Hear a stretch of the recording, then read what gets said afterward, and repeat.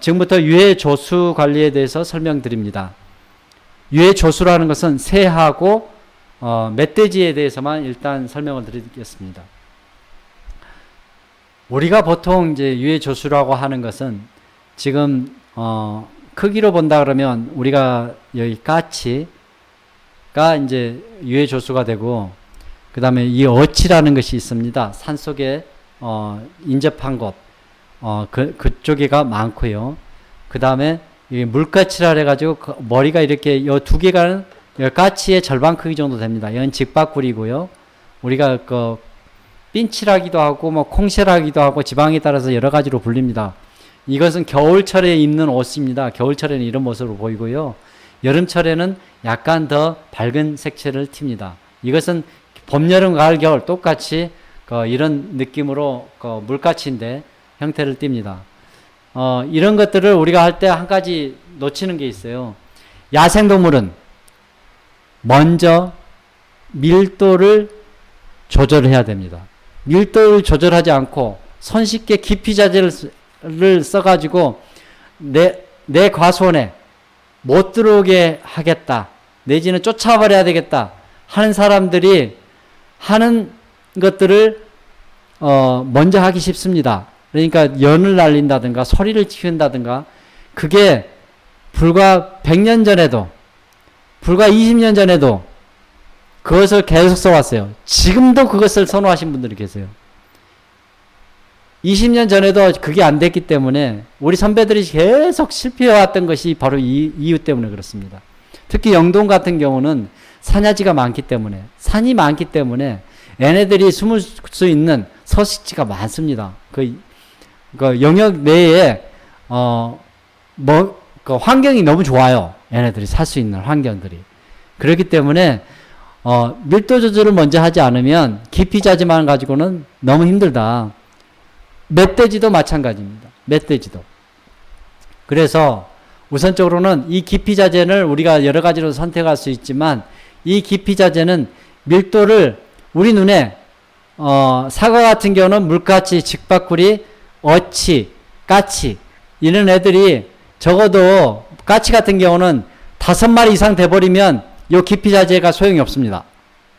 내 눈에 아침마다 이렇게 같이 떠돌아다니는 애들이 6마리 이상 돼버리거나 5마리 이상 돼버리면 그 다음부터는 이 기피 자재가 의미가 없어요. 그래서 먼저 밀도를 줄여놓고 하되, 그 밀도를 줄이는 시기는, 최적 시기는 언제냐? 번식기입니다. 그래서 번식기에 까치든 직박구리든 물까치든 간에 까치 같은 경우는 번식기가 주로 봄철에 해당됩니다. 그래서 2월 달부터 거의 늦게는 5월 달까지 번식을 하거든요. 그래서 2월 달에부터 4월 달 무렵에 트랩으로 얘네들 잡아버리면 어른 개체뿐만 아니라 작년에 태어난 어린 개체들까지 전부 다 잡아버리면, 그때에 둥지 안에 있는 새끼들도 알들도 깨어나지 못하고 죽어버리고, 그 다음에 만약에 부화가 된 상태라 그러면 암컷과 수컷 중에서 두 개체 중에서 한 명만 없어지고 사고가 나서 어디 가버리면 암컷이든 수컷이든 저기 까치의 개체들을 먹이를 갖다 주고 키우는 것을 포기를 해버립니다. 그래서 새끼까지 같이 다 죽어버리는, 그래가지고 아니면 부화를 못 해버리는 그런 효과를 거두기 때문에 봄철에 한두 마리 잡는 것 자체가 굉장히 효과가 좋고 밀도의 조절에 있어서 아주 효과적입니다. 근데 가을철은 주변에가 너무 먹을 것이 많고, 지금 무렵부터, 지금 7월 중순부터 피해가 시작되거든요. 그러면 요 무렵부터는 우리가 막 급해가지고 까치를 잡고 뭐 유해 조류를 잡는다 그러더라도 얘네들 먹이가 굉장히 많기 때문에 어디를 갔다가 충분히 생존할 수가 있어요. 근데 이게 우리가 트랩을 유인한다 하더라도 유인 효과가 굉장히 떨어집니다. 왜? 먹을 것이 널려 있으니까요. 근데 2월달, 3월달 같은 경우는 굉장히 먹이가 한정되어 있고 춥고 얘네들이 굉장히 어려운 시련의 계절을 보내고 있기 때문에 그때 먹이 유인을 하게 되면 트랩이든 잘 잡힙니다. 그래서 트랩을 통해서 먼저 잡은 후에 밀도를 줄인 다음에 이 깊이 자재를 활용하는 것이 효과적이다. 그게 말씀을 드리고요. 총기 포획을 하고, 이 트랩 같은 경우는 지금 이렇게 평소에 잘 앉는 곳이 있고, 여기서 뭐 수십 마리가 저녁에 자기도 해요. 그런다 그러면 그 주변에 약간의 이렇게 공터가 있다 그런다 그러면 거기에다가 이렇게 트랩을 놓는 게 좋습니다. 그리고 그 트랩을 놓을 때 물을 이렇게 갖다 놓는 게 중요해요. 그리고 먹이는 까치인 경우에는 이렇게 닭 내장이라든가 동물성 먹이, 하다못해 사료일지라도, 겨울에는 사료일지라도 유입 효과가 좋습니다. 그래서 이걸 갖다 놓고 이제 먹이를 주게 되면 잘 유인이 되고, 또 먼저 유인새로서 여기다 갖다 놓게 되면 한두 마리 정도로, 까치 정도로 갖다 놓으면 더욱더 유입 효과가 좋게 됩니다. 근데 이제 물까치와 직박구리 같은 경우도 똑같이 유인을 할 수 있고 그 안에 들어갈 수 있게 되는데, 여기를 보십시오. 물까치와 직박구리는 여기에 직박구리입니다. 이 직박구리는 어떠냐면 식물성이에요. 동물성을 줘서는 안 돼요. 그래서 우리 과일 썩은 거라든가 저장하면서 생리장애가 나온 거라든가 썩은 것을 여기다 갖다 주면 얘네들이 많이 들어갑니다. 지금 요 가쪽에를 여기를 좀 사다리 여기 가쪽을 여기를 막아야 돼요. 안 그러면 얘네들이 가쪽으로 이렇게 튕겨져 나와버리거든요. 이제 그것을 제가 해놨던 거고요. 그 다음에 이제 방조망은 가장 좋습니다.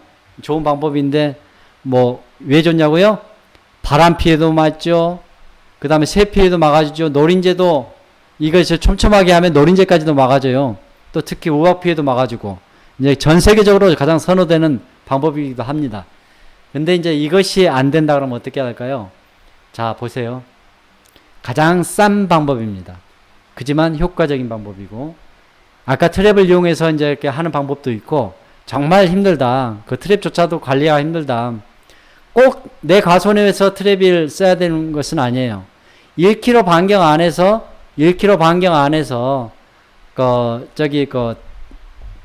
까치 같은 경우 1km 반경 안에서 한 대만 있어도 옆집에서 잡아주기만 해도 나는 같이 그 집의 방제의 효과를 저도 같이 누리는 거예요. 그러니까 옆집에서 까치를 잡는다 그런다면, 또 밀도 조절을 하고 있다 그런다면 반드시 응원해 주시고 같이 잡을 수 있도록 격려도 해 주시고 그러시길 바랍니다. 또 하나는, 이것은 농가 사례를 이제 한 건데, 사실은 수십 년 전부터 일본에서도 그리고 문헌상에 나와 있는 내용입니다. 뭐냐면, 이분은 이제 이런 방법은 문헌상에는 없는 거죠. 뭐냐면, 실을 낚싯대예요. 낚싯대에다가 이렇게 끼워가지고 여기 속에다 거꾸로 빼가지고, 여기 일반적인 재봉실입니다. 여기를 연결시켜서 끄트리만 돼 있어요. 그래가지고 여기 수관 위로 이렇게 다니면서 이 낚싯대를 이렇게 쭉 이렇게 흔들어 가면서 이렇게 붙여가는 거죠. 여러분 뭔 말인지 기억나시죠? 상상이 되는가요? 그렇게 해서 이렇게 붙여가지고 이렇게 하는 것이요. 하는 건데, 문제는 얘네들이 이렇게 좀 탱탱하지를 않아요. 탱탱하지는 않아. 근데 이제 그런 것을 어떻게 탱탱하게 하느냐? 비장의 무기가 있어야 돼요. 이제 그런 것을 다 여러분이 할 수가 있지만, 비장의 무기는 뭐냐? 여기 주변에 이제 가쪽에 유입하는 벽이 있어요. 이제 새들이 앉아 있는 곳. 거기하고 나무하고 이 주 사이를 이렇게 실로, 내지는 강선이죠. 강선. 낚싯줄 같은 걸로 여기서 묶어가지고 요리 탱탱하게 이렇게 쭉 길게 늘어놓는 겁니다. 길게는 한 20m, 작게는 10m, 이렇게 해서 묶어놓고 놔둡니다. 낚싯줄 같은 것을요. 요게 간격을 한 50cm 간격으로, 내지는 그런 식으로 해서 일자로 이렇게 쭉 하게 되면 얼마 정도 되는가요? 한 1.5m 정도 이렇게 되는 거죠. 예, 가쪽을 뺑 둘러가지고 이렇게 도릅니다. 그리고 내부로도 이렇게 들어가는 것을 몇 군데 이렇게 해놓게 되면 어떻게 되냐면, 요게 놀라운 게 있습니다. 뭐냐? 야생 조류는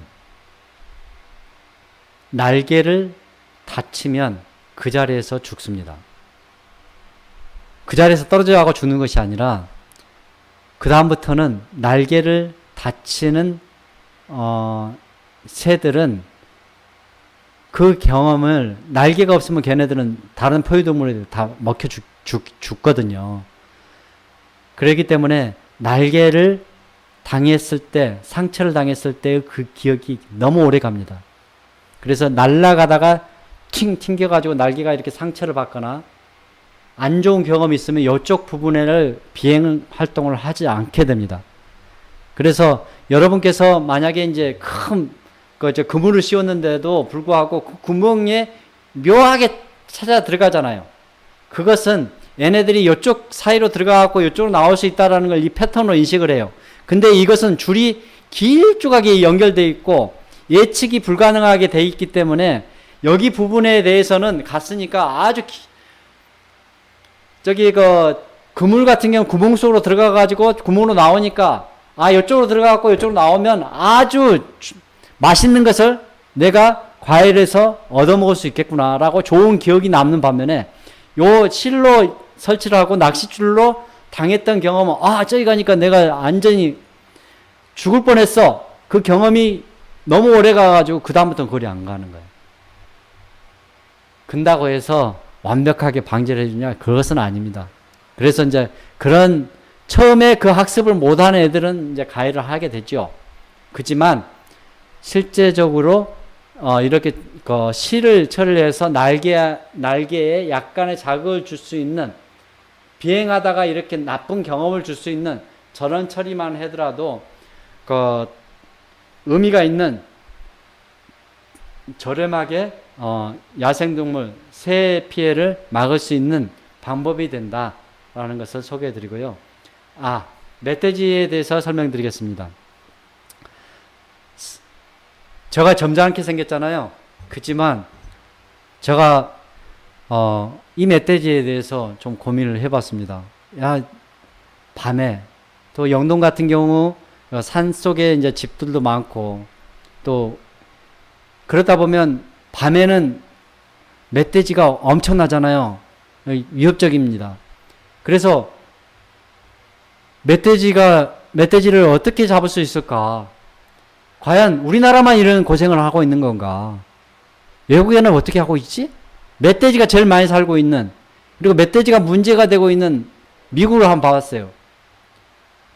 봤더니 미국에 여기서 보세요. 텍사스 여기 그 멧돼지 지침서가 있죠?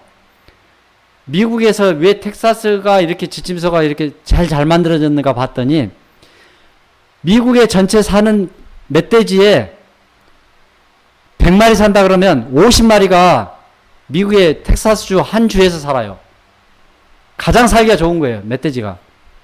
그래가지고 이 멧돼지를 잡기 위해서 그럼 텍사스에서는 어떻게 하고 있나 봤더니 57%가 멧돼지를 잡는 방법의 57%가 거의 그러니까 60%에 가까운 것이 트랩을 사용하고 있어요. 트랩을. 근데 왜 우리나라는 트랩을 못 쓰는 걸까 봤더니 트랩이 거의 장난감 수준이야. 한 마리 잡고 그냥 없어지는 수준. 일본에서 쓰고 있는 트랩이 많이 와 있었어. 20년 전부터. 그래서 이쪽에서 쓰고 있는 것들, 그리고 호주에서도 멧돼지가 많거든요. 그래서 거기에 쓰고 있는 멧돼지 트랩을 가져와 봤어요. 라고 해봤어요. 그래서 이 미국, 호주, 유럽 각국에서 멧돼지 포획에 대한 매뉴얼을 다 보고하고 있어요. 왜 근데 그 매뉴얼대로 우리는 하지 않는 걸까? 이제 그런 부분에 대해서 근본적인 의문을 가졌어요. 그러면 한 마리 잡고 많은 데에서는 꾸준하게 잘 잡히던가 아니더라는 거예요. 그러면 어떻게 하면 우리가 잡힐 수 있을까? 거기에 대해서 고민하고 나서 여기에 있는 지침서하고 제가 이제 그걸 적용하면서 했던 경험들을 여기다 좀 적어 놔봤습니다. 여러분, 이 매뉴얼대로 한다 그러면 여러분은 그 멧돼지를 반드시 포획할 수 있습니다. 첫 번째, 먹이입니다. 먹이는 일단은 유인 먹이는 발효되는 옥수수 하나만 가지고도 충분히 넘칩니다. 그러니까 발효 옥수수 하나만 가지고도 멧돼지가 너무 행복해요. 다른 거 더 섞으려고 그러지 마세요. 그래서 그 발효 옥수수는 어떻게 만드느냐. 여러분께서 저기 시중에 이제 가보면 옥수수를 가루로 만들어가지고 이렇게 말려서 이렇게 나오는 것들이 있어요. 그러면 그거 물 넣어버리면 다 죽돼 버리거든요. 그 옥수수 말고. 큰 옥수수 통알을 그대로 눌러놓는 게 있어요. 그 옥수수를 눌러놓는 것을 가지고 와서 후레이크형이라 그래요. 그걸 가지고 사료용으로 쓰는 것이 있습니다. 중기 비유구, 소를 키우는 곳에서 중간 크기의 소가 먹을 수 있게끔 고기 소를 만들기 위해서 먹이는 옥수수예요. 프레이크요. 이제 그것을 사가지고 여기에 양동이에다 집어넣으면 거기에 한 4분의 1 정도 집어넣어요. 거기다 넣고 양동이에다 집어넣고 그 위에다가 물을 얼마 정도 넣느냐, 이것을 위에서 물을 집어넣게 되면 한 뼘 정도 더 위로 올려서 물을 부게 되면 옥수수가 다 깔아앉아요. 그래갖고 그 위에다가 비닐로 이렇게 싹 밀봉을 해가지고 따뜻한 곳에다가 놔두면, 요런 뜨거운 날에 밖에다가 한 3일 정도 놔두면 완전히 버글버글 발효가 됩니다. 그래서 이제 그런 발효된 것을 가지고 우리가 사용을 하게 되지요. 멧돼지 포획하는 과정은 이렇습니다. 먼저 이동 통로를 확인하는 과정이 필요합니다. 이동 통로. 그러니까 걔네들이 이동하는 곳이 있어요. 길을 알아야 돼요. 그 다음에 미리 먹이를 줘요. 그래서 미리 먹이를 갖다 주는 작업이 농가들한테는 가장 어려운 작업입니다. 그래서 미리 먹이를 갖다 주되 매일매일 확인을 해야 되고, 그 확인을 하는 작업이 사실은 농가들이 먹이를 갖다 주더라도 옥수수 아끼려고 하지 마시고, 우리 노란 플라스틱 바가지, 거의 한 500g 정도 전후로 해가지고 1리터 못되게 해가지고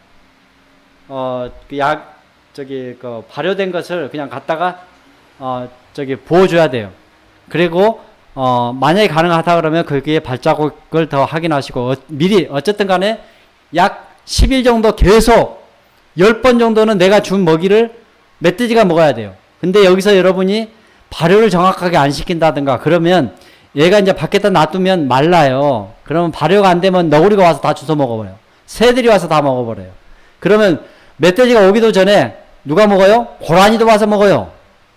그래서 여러분은 안전히 발효를 시켜서 시큼한 냄새가 나도록 해가지고 줘야지만 오로지 멧돼지만 와서 먹습니다. 이제 그것을 하고 이제 충분하게 한 10번 정도 와서 먹이를 주면, 이것을 10번 정도 가서 매일매일 확인하려고 생각하지 않으면 아예 이 트랩조차도 트랩을 다른 사람 쓰도록 놔두지, 내가 먼저 갖다 놓고 내 집에다 저장만 해놓고 하시면 안 돼요.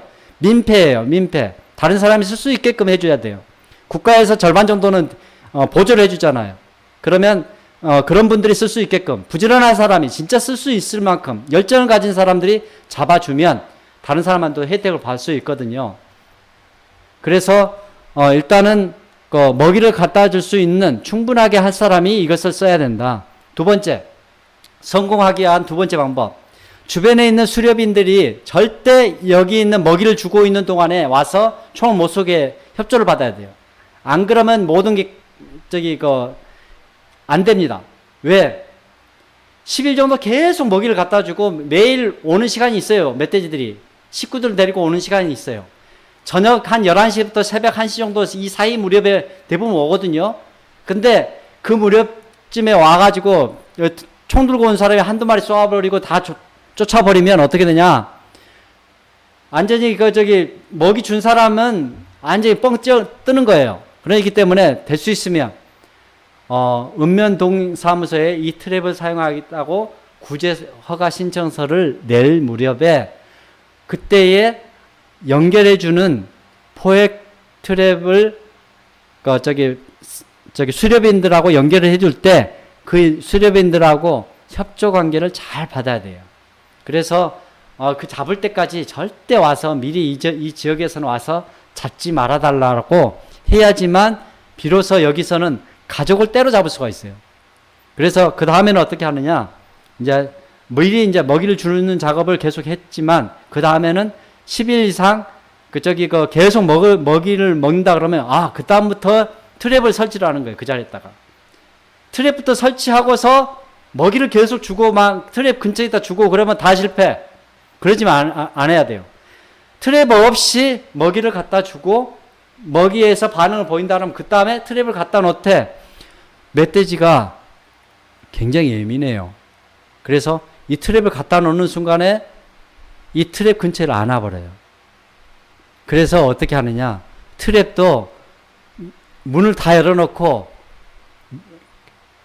그냥 트랩 근처에다가 먹이를 이렇게 놓습니다. 예, 문을 개방을 해놓고 그리고 유인 먹이를 계속 제공을 합니다. 그리고 트랩을 설치를 하고서 그래가지고 바닥도 파놓고요. 그 다음에 얘네가 그럼에도 불구하고 이제 트랩 안으로까지 들어와가지고 이제 먹이를 먹으면 어떻게 해요?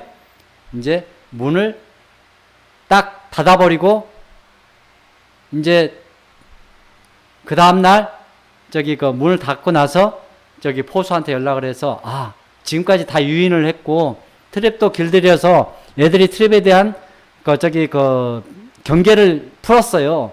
이제는 이제 몇 마리를 다 잡을 수 있을 것 같아요. 그래가지고 통째로 잡을 수 있을 것 같습니다. 그렇게 알리게 되면 보통 이렇게 해가지고 지금 잡는 분 같은 경우는 어떻게 했냐면 내일 잡겠다. 그때 당시에는 좀 이것을 개인 소비로 할 수 있게끔 돼 있었거든요. 그래서 내일 그 공장에서 이제 매일 와갖고 피해를 주니까 거기 사장님이 오셔가지고 현장을 확인하러 온대요. 그날 잔치를 했답니다. 그날 잡아가지고 그럴 정도로 며칠 날 잡을 수 있게끔 예약을 하고 잡을 수가 있어요. 제 말이 약간 소위 말하는 뻥이라고 생각하시면 안 돼요. 진짜 그랬어요. 그리고 이 트랩 하나 가지고 한꺼번에 7마리를 여수에서 잡았고 그 다음에 이 트랩 하나 가지고 총 몇 마리 잡았냐면 23마리를 잡은 거예요. 트랩 하나 가지고 그 자리에서요. 그게 여도라는 섬에서 그렇게 잡은 거예요. 이게 사실이에요. 그리고 농촌진흥청 멧돼지 이렇게 쳐보게 되면 이 트랩에 대한 내용들이 홍보가 됐을 겁니다.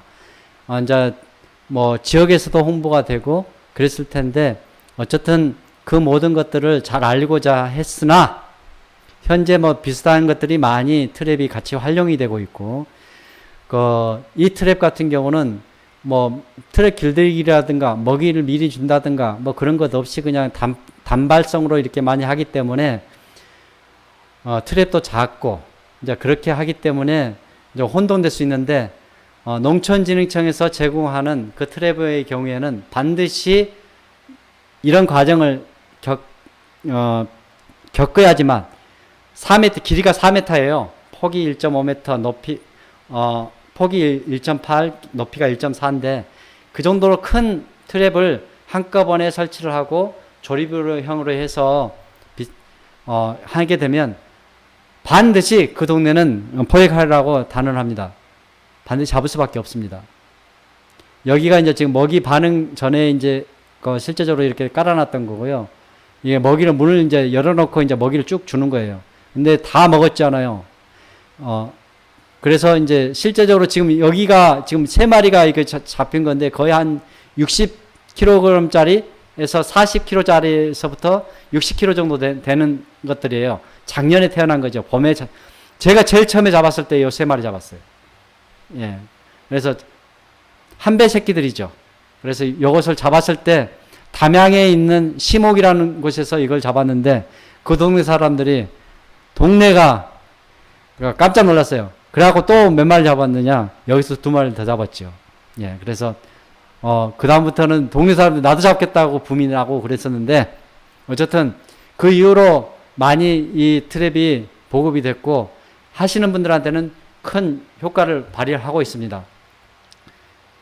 어떻게 하시는 분만이 이게 효과를 볼 수 있냐면 매뉴얼대로, 그리고 수렵인들의 협조를 받은 사람들에 한해서요.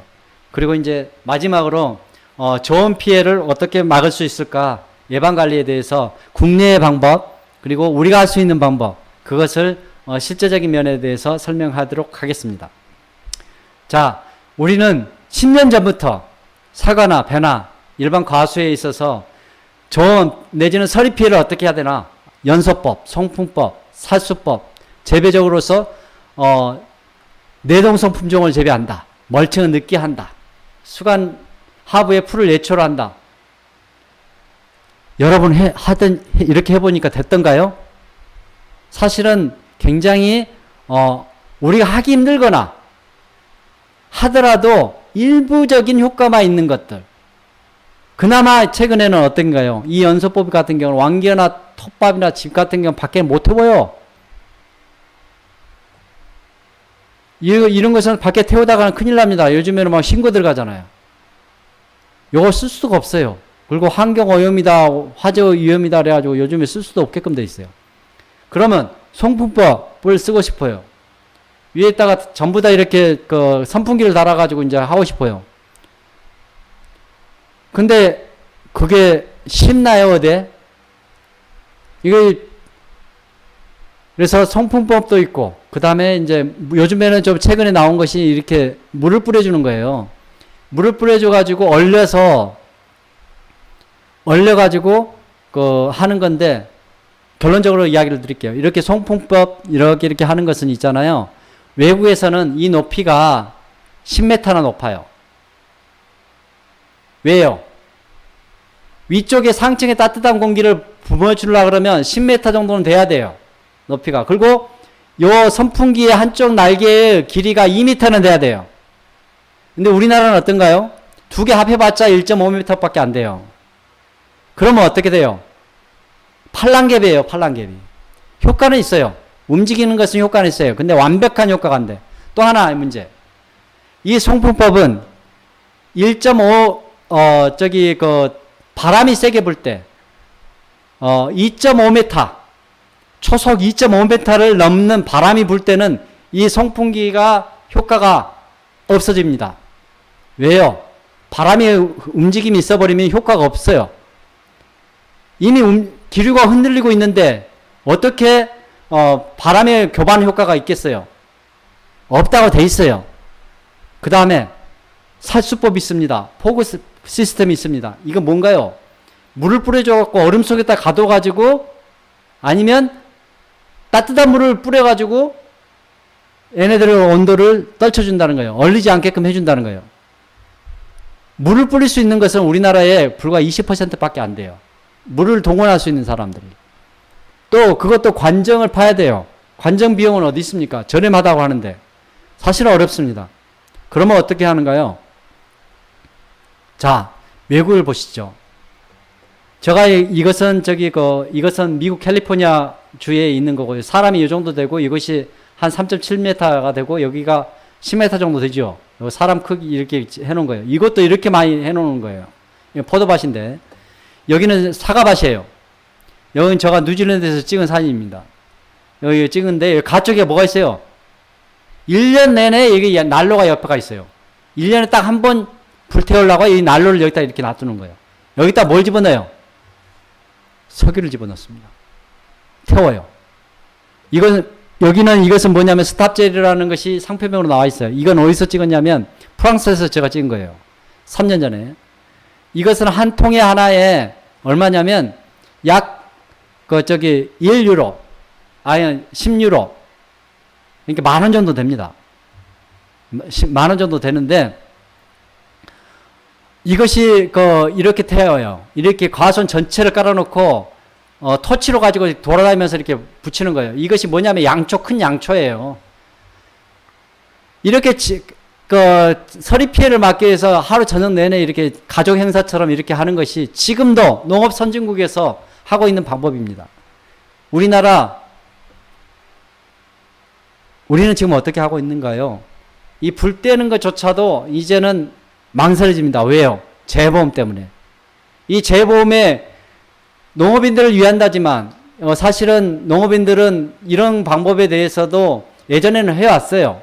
연소법을 써왔어요. 근데 이제 재보험이 사용하는 것 자체가 우리한테는 약간의 좀 균형 줄타기 개념이 돼버렸어요.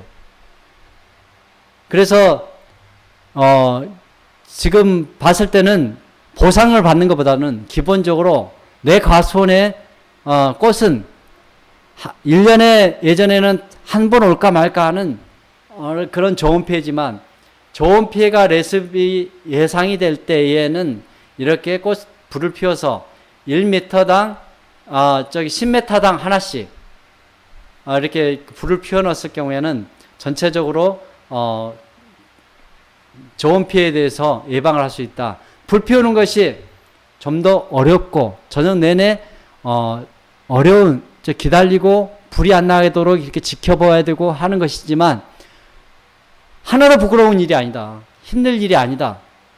우리가 배 같은 경우는 봉지를 다 씌우고 봉지 씌운 다음 전에는 하나하나 전부 다 적과 전에 꽃을 인공 수정을 하듯이 이것은 꽃을 적과를 하기 전에 꽃이 달리느냐 마느냐를 미리 정하는 작업이기 때문에 사과도 마찬가지입니다.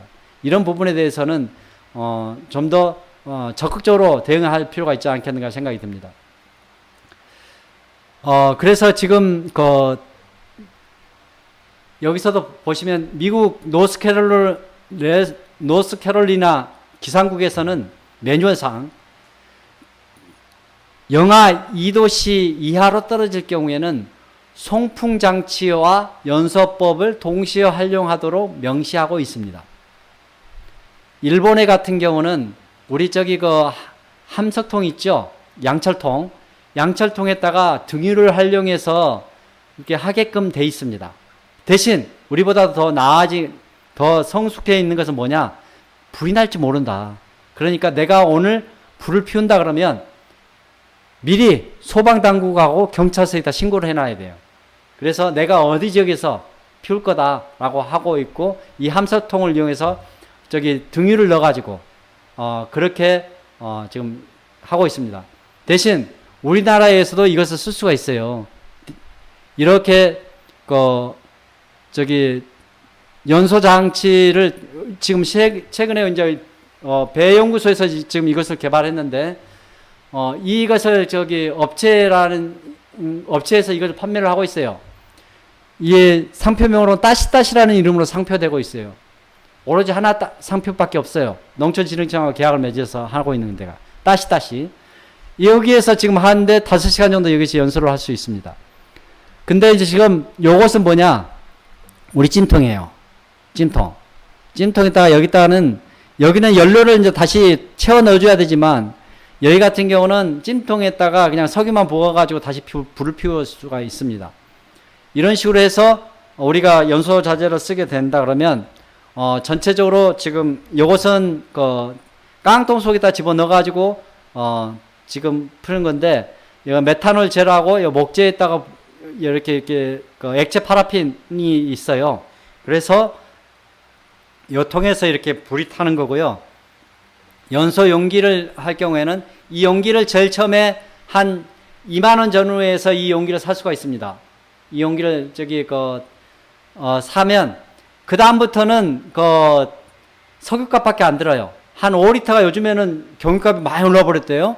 저번에 700원이었는데 지금 900원까지 올랐더라고요. 그래서 경유 가격이 지금 900원이니까 6리터 정도 6954이니까 5,400원 정도 들어가지요. 5,400원 정도 들어가게 되면 한 4시간, 5시간 정도 타게 됩니다.